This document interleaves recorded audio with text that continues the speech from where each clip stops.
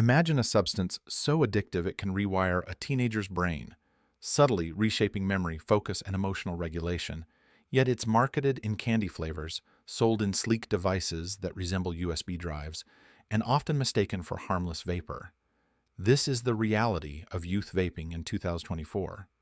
While the latest National Youth Tobacco Survey shows a decline in use from 7.7% in 2023 to 5.9% in 2024, that still represents over 1.6 million U.S. students currently using e-cigarettes.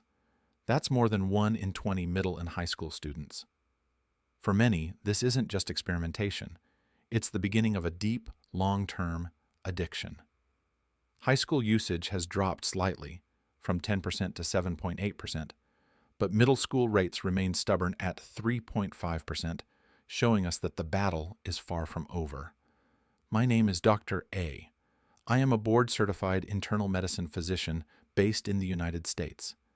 For the past several years, I have been actively involved in the research and treatment of various medical conditions, with a particular interest in pulmonary diseases. My primary goal is to deliver accurate, evidence-based medical information in a clear and accessible language. I want to empower you to make informed decisions about your health and avoid falling prey to misinformation. So, why is this issue so urgent? The adolescent brain is still under construction, especially in areas tied to attention, learning, impulse control, and emotional regulation. Nicotine, the primary substance in e-cigarettes, acts as a neurotoxin. When inhaled frequently, it can disrupt this intricate brain development, laying the groundwork for long-term cognitive and emotional issues. Research has linked youth vaping to increased risks of mood disorders, anxiety, sleep disturbances, and a higher likelihood of initiating use of other substances like alcohol and marijuana. Vaping isn't just a phase, it's a neurological gamble with high stakes, and the data are alarming. Among current youth vapers, nearly 38% report using e-cigarettes on 6 or more days in the past month. More than 1 in 4 are using them daily. That frequency reflects dependency, not casual use. The devices they're using are often disposables, chosen for their convenience and concealability. Over half of young vapers now use disposables, and the vast majority, close to 90%, prefer flavored products. Fruit, candy, mint, and menthol flavors don't just mask the harshness of nicotine, they entice new users and keep them hooked. But why are so many teens drawn to vaping in the first place? It starts with design and deception.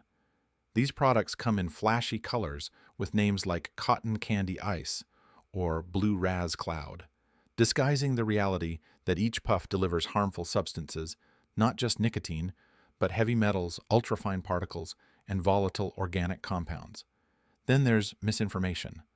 A shocking number of teens believe that vaping is just water vapor. They aren't aware that what they're inhaling is a cocktail of toxins that can damage their lungs and affect their bodies in ways traditional cigarettes do. Add to this a culture of normalization fueled by social media influencers, peer pressure, and viral vape tricks, and you have a perfect storm of vulnerability. We also can't ignore the psychological pull. For some teens, vaping provides a temporary escape from stress, anxiety, or boredom. The act of inhaling and exhaling can feel soothing, and the ritual itself becomes habit-forming. Over time, vaping isn't just a behavior, it's a coping mechanism, but what's being masked is the underlying dependency, the subtle rewiring of the brain that makes it harder to experience natural rewards or manage emotions without nicotine's artificial boost. So how do we turn the tide? The answer lies in evidence-based prevention. Programs like Catch My Breath, implemented in schools from grades 5 through 12, are showing real promise. These initiatives teach students how to recognize peer pressure, understand the risks, and choose healthier alternatives. But schools can't do it alone. Parents and caregivers play a critical role. By setting clear household rules, modeling tobacco-free behavior, and maintaining open conversations, parents can create a protective environment. Having honest, ongoing discussions with teens about vaping's risks without shame or judgment can open the door to better decision-making. Sometimes just asking the right questions and listening with empathy can change the course of a young person's health. Public policy also matters. Raising the minimum purchase age to 21, restricting flavored products, enforcing strict marketing laws, and even installing vape detectors in school bathrooms are measures that work. They not only limit access, they send a powerful message that communities take this threat seriously. And for teens already addicted, help is available. Quit lines like 1-800-QUIT NOW, text support programs, and school-based counseling offer tailored support for young people who want to break free from nicotine.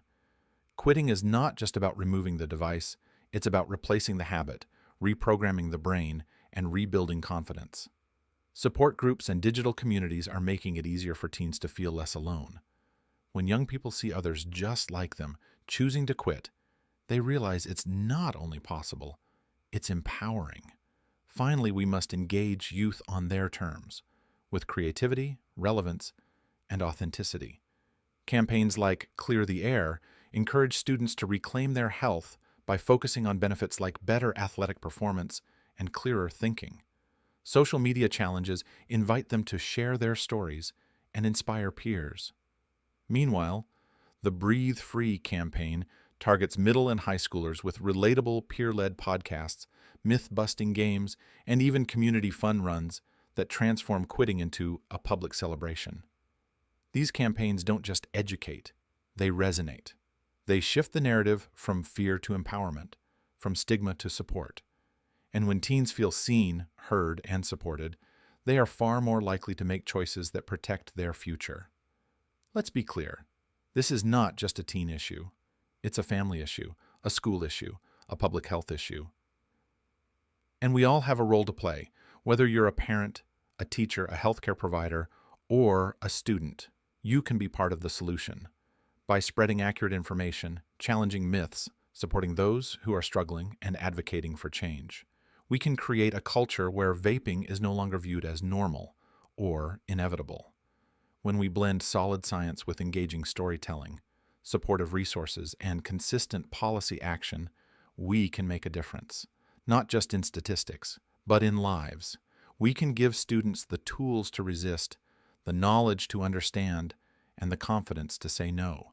We can help them breathe easier today, tomorrow, and for the rest of their lives.